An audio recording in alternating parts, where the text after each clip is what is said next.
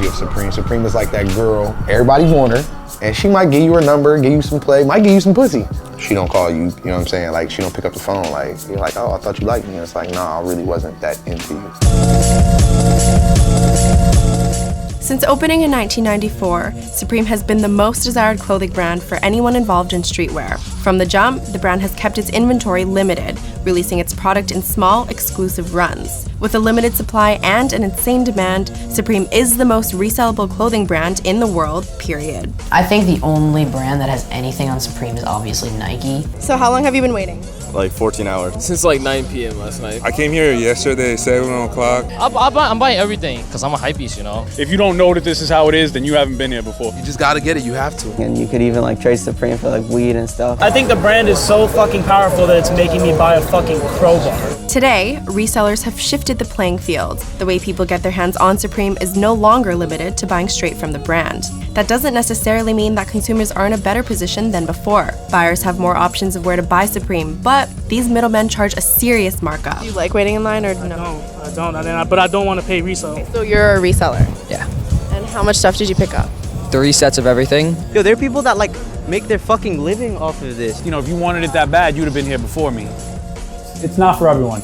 Everyone can try to be a reseller, but not everyone's going to be a reseller. It's difficult for anyone to put into words what makes Supreme so desirable, but it has, without a doubt, transcended its skateboarding roots and become the standard of contemporary cool. For any other streetwear brand, you've never seen Facebook groups, Instagram posts, Reddit threads. We need Supreme. Everything sells out as soon as it drops. These fucked up resellers will fuck up the market. The shit dog eat dog. Supreme is like the guy that doesn't say anything, and when he opens his mouth and says one word, it's the coolest shit you ever fucking heard.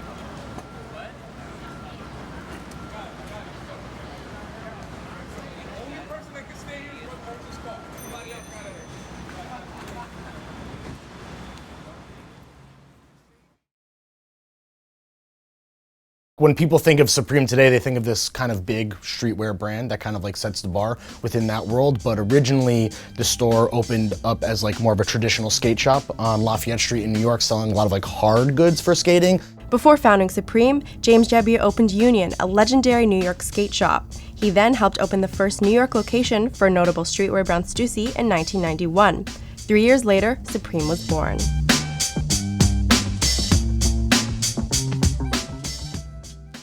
Streetwear back in the mid to late 90s is not the streetwear we know today. It hadn't been commercialized, it hadn't been widespread. Supreme is obviously a melting pot of culture. So you'll see things that, whether you were born in the 90s or the 80s, or whether you were born in the 2000s, things that are reminiscent of special moments for you when you were growing up. And I think that's why they've captured such a huge audience. Essentially, it sounds weird to say this, but I think Supreme just has great taste. They live outside the world of trends. I mean, I think they make their own trends. The original Supreme team and the first group of kids that were working at the shop, there was like a core group of 50 or 60 kids that were true skate kids. They kind of helped shape the brand as like for skaters, by skaters, with the skateboarding stuff in their DNA. As the visibility of the brand has grown globally and even here in the United States, and now that celebrities wear it and it's like this very kind of hyped up thing, I don't think necessarily skateboarders are that market anymore. It's kind of moved beyond that scope of just for skateboarders. Supreme's greatest value and its greatest asset is restraint. I think there's a lot of things they could have done, you know, very early on, and probably could have blown it up and become, you know, really mass. And even though now that more people want Supreme than ever before, they've always kind of kept supply very much controlled and have never released a ton of pieces. So that has, just based on general economics, you know, the demand has gone up, the supply has stayed relatively the same, now manifests itself as this kind of overblown hype that creates a secondary market and this kind of feeding frenzy when Supreme is releasing new stuff. I mean, James Jebbia has always said something along the lines of, even if he knows he could sell 500, he's still only gonna make 300. As an outsider, you might feel like that doesn't make sense, but I feel that another thing that Supreme has done well is like, they just don't give a shit. The thing that Supreme does different is that when something sells well, they never make it again. As opposed to other brands where if a model of clothes sells really well, they will continue making it until it dies out. Supreme, if something hits like hits off the fan, it's a blow up that will never make it again in order for it to become hype. And that's what essentially makes the hype of Supreme. Producing things in large quantities is kind of a thing that is old hat and of the past. And I think a lot of businesses are starting to catch up to their business model, because when you make things in smaller quantities, of course, it makes it more special, it makes people want to have it even more. And the people that do get it, it brings up the value of those things. A lot of people will try to use limited edition as a selling point and as a marketing gimmick, where it's like, oh, you know, there's only one of X amount. For Supreme, it's just, that's how everything is. If you don't get something on the day it comes out, you might not ever get the chance to get it again. You have other skate companies like a Thrasher or Vans or, you know, any of these other skate companies that pop up and do have longevity, and Quicksilver, all these things that were great brands. You know, DC, they do great shit. But you can buy that shit anywhere. Within a 10-mile radius of here, there's 15 stores that sell that shit. Whereas Supreme, you know, you can only get it here. You know, you can't go to Marshall's, you can't go to Kmart. That's what makes it different than everywhere else. Supreme only sells Supreme. North America is home to just 2 Supreme stores. Unless you can line up in Los Angeles or New York, buying from a reseller is pretty much the only way to get your hands on Supreme. The international demand for the brand has skyrocketed, but like in the States, the shopping options are extremely limited. Europe has just 1 store in London. Asia has by far the largest demand and the most stores. Japan is home to all 6 of the continent's stores, with 3 located in Tokyo alone. What I have heard from folks that have access to the inside is that they're very hesitant to open more doors, simply because they're unsure if they'll actually work within certain markets. I believe the truth to be is you can put a Supreme store in the middle of anywhere. You can put a Supreme store in Nebraska and kids will get there. The demand is that high for Supreme. It's funny observing the frenzy that goes on at Supreme. I mean, not too many stores close for a while, you know, but, you know, every seasonal transition they, you know, put paper in the windows and, you know, restock, and it's like really anticipated by their fans and their collectors and resellers, or whatever you call them. And it's a really interesting thing you'll see in conversations and like message boards and on Reddit, like, you know, is Supreme just a hype brand? And I guess it's all about who's wearing it. You could have somebody that doesn't know anything about the brand that is willing to wait in line or pay double for it just so that they can be a part of it. But there's also people that really just love the brand, love the quality, and love the way the clothes look on them, and are not really interested in making so much of a statement as staying consistent to their style. I don't think resellers are necessarily a good or a bad thing, but they are a byproduct of a culture fueled by the need to sort of have one thing that not necessarily everybody else has, and also wanting to like flex on other people because you have something that they don't necessarily have or can't get. And that sort of helps create the cachet of where Supreme is at today. What is so special about this job? The money you're about to make. Like, are you reselling? Hell yeah, what the fuck?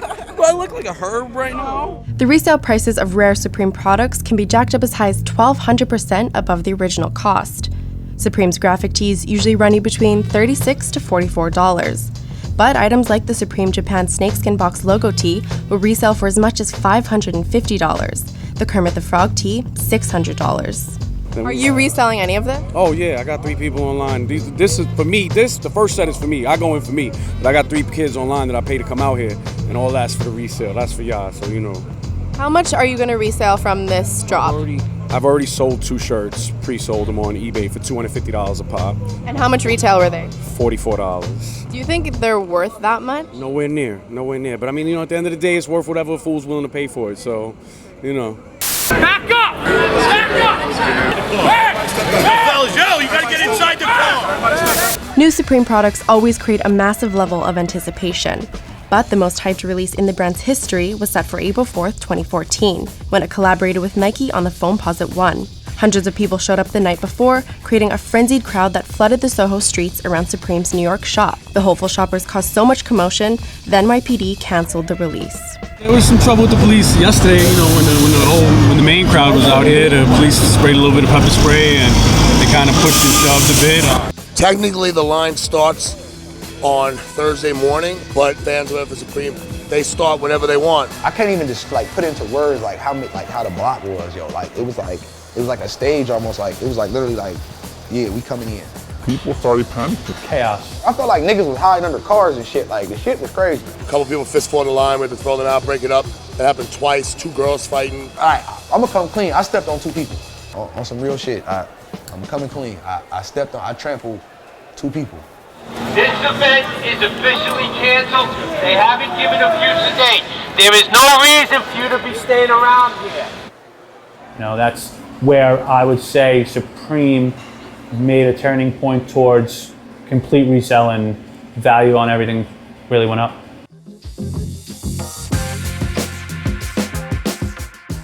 When I was coming up, it was all about the hunt and trying to find product, getting your hands on it. You know, and that required a lot of effort. That required visiting shops in certain cities around the world when you traveled.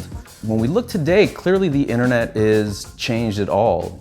You can simply go online and look up a hashtag for Supreme, and it's very clear that that product is really hitting a much larger, I wouldn't say mainstream, but a much larger, much wider circle than it had in the past. I think reseller culture is a direct result of brands like Jordan and brands like Supreme making things that everybody wants, but not necessarily everybody can have.